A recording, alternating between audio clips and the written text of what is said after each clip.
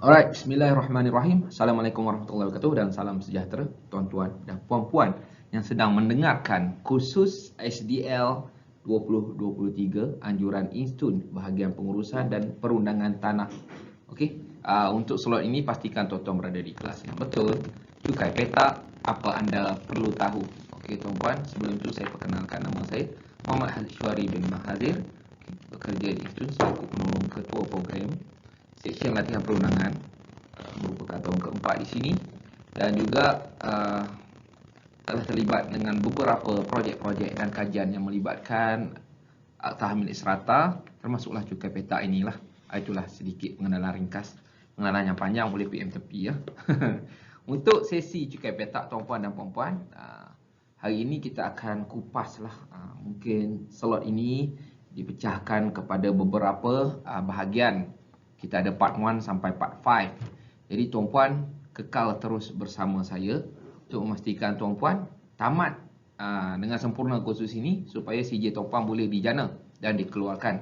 Okey, untuk isu yang pertama, secara ringkas kita akan lihat, saya dah pecahkan mengikut slot. Tuan-puan akan bersama saya satu slot around 15 ke 20 minit. Okey, kita akan melihat latar belakang cukai petak itu. Lepas tu kita akan melihat perbezaan cukai petak dan cukai tanah. Okey, apakah beza cukai petak dan cukai tanah? Seperti yang kita tahu, kita dah kutip cukai tanah ni lebih lama, dan mengapakah keperluan cukai petak ni diperkenalkan. Kemudian kita akan melihat kitaran cukai petak itu daripada mana asalnya cukai petak ini. Okey tuan-puan, kalau butterfly itu berasal daripada telur menjadi ulat beluncas, menjadi pupa, dan kemudian menjadi rama-rama yang cantik. Begitulah juga cukai petak.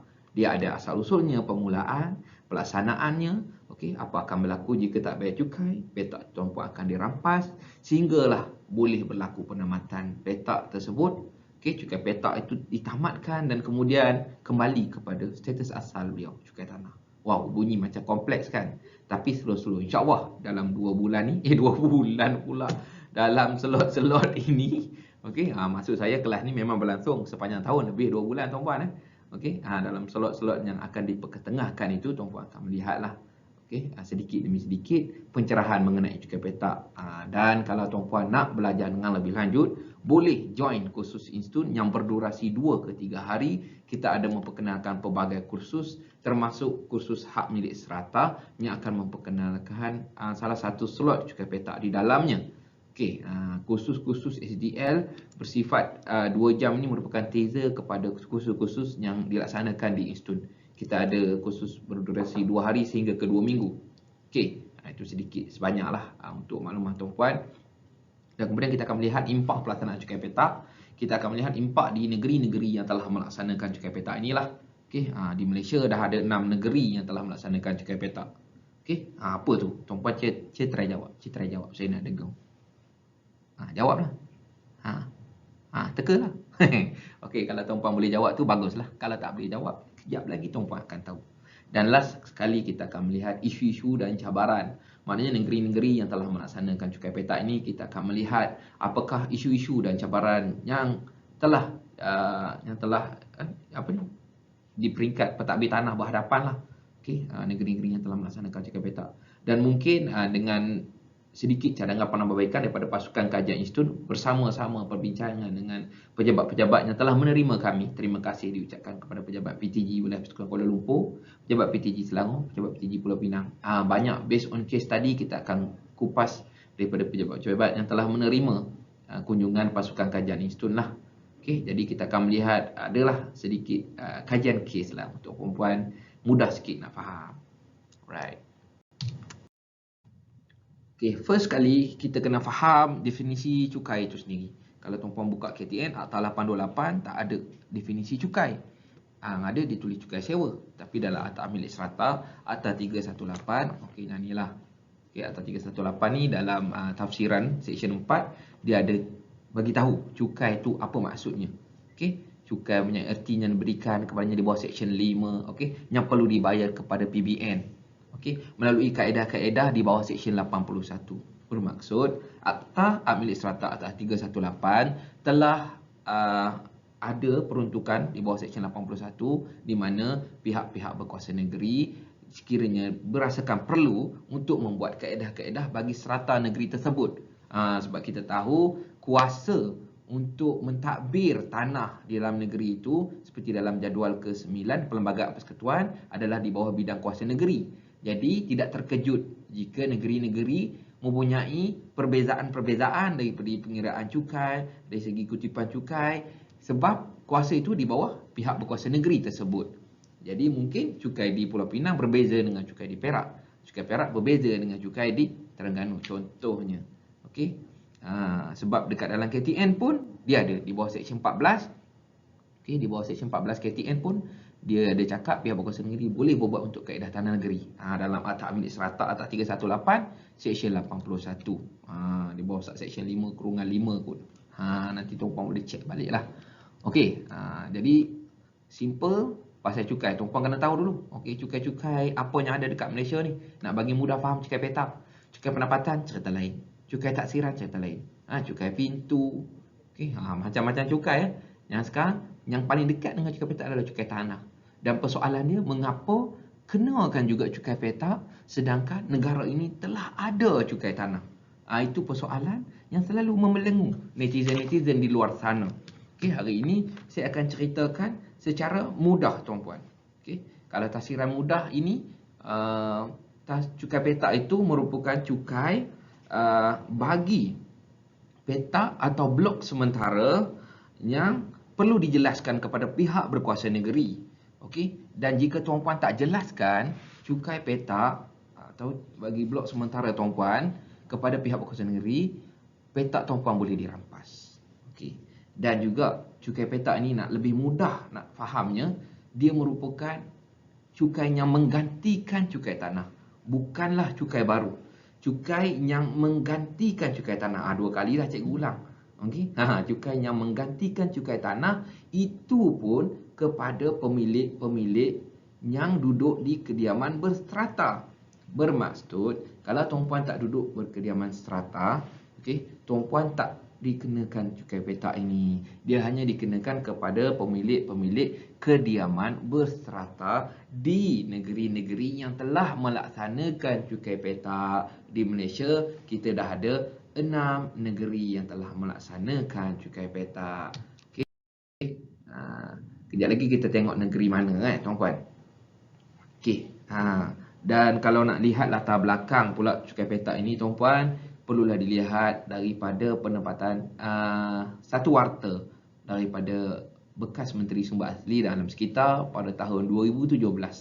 Okey, pada 16 Mac, warta ini telah menetapkan supaya negeri Pulau Pinang, Melaka, Selangor dan wilayah Persekutuan Kuala Lumpur untuk melaksanakan cukai petak pada 1 Januari 2018.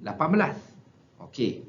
Tengok 4 negeri Pulau Pinang, Melaka, Selangor, KL untuk melaksanakan cukai petak pada 2018. Okey. Walau bagaimanapun pada penghujung tahun tersebut, pada tanggal 28 Disember 2017, satu lagi warta dikeluarkan pembatalan penetapan tarikh permulaan kuasa cukai petak. Okey, di negeri Pulau Pinang, Melaka dan wilayah Persekutuan Kuala Lumpur. Dah jadi 3 negeri dibatalkan tarikh penguartaan cukai petak tadi. Okey, bermaksud negeri Selangor tiada dalam pembatalan ini. Dan dengan itu ringkasnya negeri Selangor menyambut hasrat untuk melaksanakan cukai petak dan menjadi negeri pertama di Malaysia yang melaksanakan cukai petak. Okey. Di negeri Pulau Pinang, Melaka, wilayah Persekutuan bukan tak boleh laksanakan, cuma ada beberapa urusan-urusan yang mustahak, yang ada justifikasi yang lebih tinggi dalam negeri tersebut. Mungkin ada pelaksanaan e-tanah, sistem-sistem yang masih dikatakan belum sempurna. Okey, walaupun semua negeri-negeri ini dah melaksanakan cukai petak tuan-puan. Tak risaulah. Okey, kalau kita lihat pula untuk punca kuasa cukai petak itu, saya ambil sumber daripada persidangan pentadbir tanah lah tuan-puan. Okey, ini tuan-puan boleh baca dengan lebih lanjut nanti untuk setiap pindaan-pindaan yang berlaku dalam Akta Milik Serata. Cukuplah tuan-puan tahu daripada 1985 ini, satu akta telah diperkenalkan untuk memberi orang kata banyak kelebihan-kelebihan kepada penghuni bangunan-bangunan yang duduk di bangunan bertingkat ini. Okey, daripada 1985 sehingga ke hari ini tuan-puan, akta ini telah dipinda sebanyak 6 kali lah untuk memastikan akta ini kekal relevan dengan pembangunan negara tuan-puan. Kalau kita main buat sono tak pindah langsung tu, maknanya kita tak follow lah kerancakan ekonomi negara dan juga serantau dan juga dunia. Jadi kita buat beberapa pindaan, dan saya nak maklumkan pindaan mutakhir iaitu pada tahun 2016 dalam Akta A1518 yang telah memperkenalkan cukai petak. Tuan-puan tengok tu. Untuk kisah-kisahnya lain, okey, kesan pengambilan serata, meningkatkan peruntukan dalam bangunan khas, itu kita akan buat satu lagi slot lain tuan-puan. Kalau cerita semua sini, nanti tuan-puan pecah kepala. Banyak sangat ilmu nak kena absorb. Okey. Okey, ini adalah negeri-negeri yang telah melaksanakan cukai petak. Okey, ringkas saja.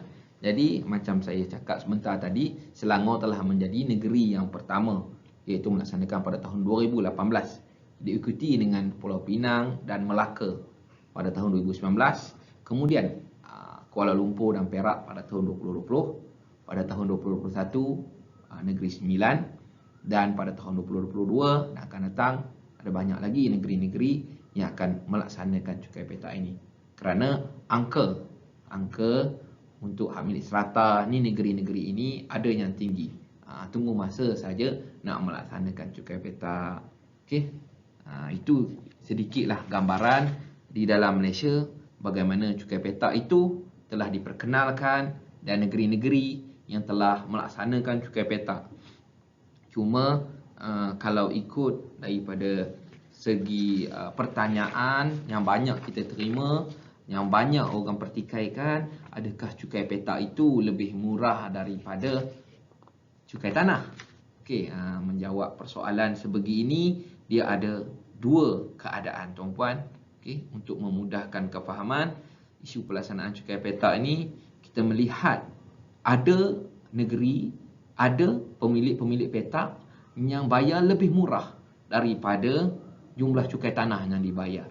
Kalau dahulu cukai tanah, kita sedia maklum pembayarannya kepada Perbadanan Pengurusan. Okey, Perbadanan Pengurusan ni akan disebut sebagai MC. Okey, terdahulu kita panggil JMB. Okey, MC, JMB ini kita perlu bayar jumlah caruman tahunan, okey, kepada MC atau JMB ini mengikut kepada formula, adanya mengikut unit share yang ditentukan oleh MC atau JMB itu sendiri. Okey, tak ada satu spesifik formula. Ada JMB yang calculatekan cukai tanah termasuk dengan maintenance fund, termasuk dengan sinking fund, ada yang mengasingkan, dan ada pelbagai formula lain. Okey, jadi mungkin jumlah yang dikutip oleh MC pada ketika itu dikatakan contoh RM40 semasa zaman cukai tanah. Once negeri ni dah apply cukai petak, mungkin dia bayar lebih rendah. Boleh jadi RM20, RM25. Dan ada juga kes yang telah melaksanakan cukai petak dan negeri itu lepas dia laksanakan cukai petak, dia bayar lebih mahal. Dulu dia carung kepada MC atau JMB itu RM40, sekarang mungkin dah jadi RM80. Okey, dan persoalan ini menjadi tanda tanya lah. Okey, jadi kita mengambil kira pelaksanaan cukai petak ni tuan-puan bukanlah satu dasar yang dibuat dalam tempoh 1-2 hari, seminggu, 2 minggu. Satu kajian di peringkat dasarnya telah melihat pelaksanaan cukai petak ni 10 tahun sebelum dilaksanakan lagi, untuk memastikan adakah dia relevan atau tidak. Kita mengambil kira semua golongan yang berada di Malaysia ini, tak kira tuan-puan golongan B40, M40, T20. Okay, sebab kita nak melaksanakan cukai petak ni, dia harus bersifat inklusif. Semua perlu dirasai dalam aspek orang yang duduk di kediaman strata.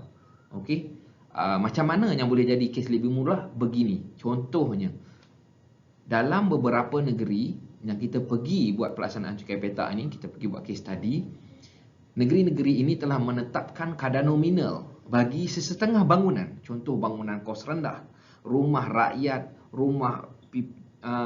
rumah-rumah berkos rendah lah. Status-status bangunan berkos rendah ni dia menggunakan kadar nominal iaitu flat rate. Okey, mungkin daripada harga RM15 sehingga RM25 sahaja. Jadi untuk kes ini dia menjadi lebih murah, tuan-puan. Okey. Dan juga untuk peningkatan kes cukai, kalau slightly different, biasanya public iaitu orang awam, netizen tidak marah.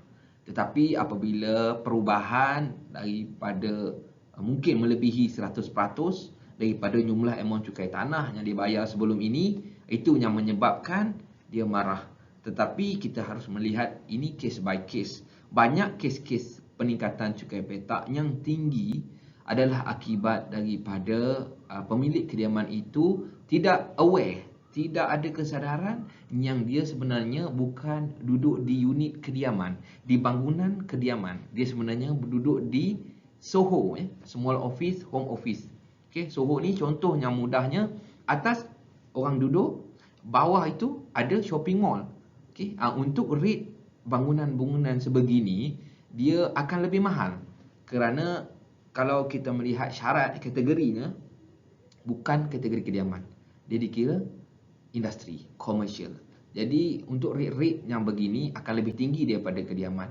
Bukan sahaja untuk cukai petak, malahan untuk bil-bil utility yang lain. Okey, contohnya seperti bil api, bil air, okey, wifi kencang ke, okey, dia tetap menjadi amount yang lain yang lebih mahal sedikit daripada kediaman.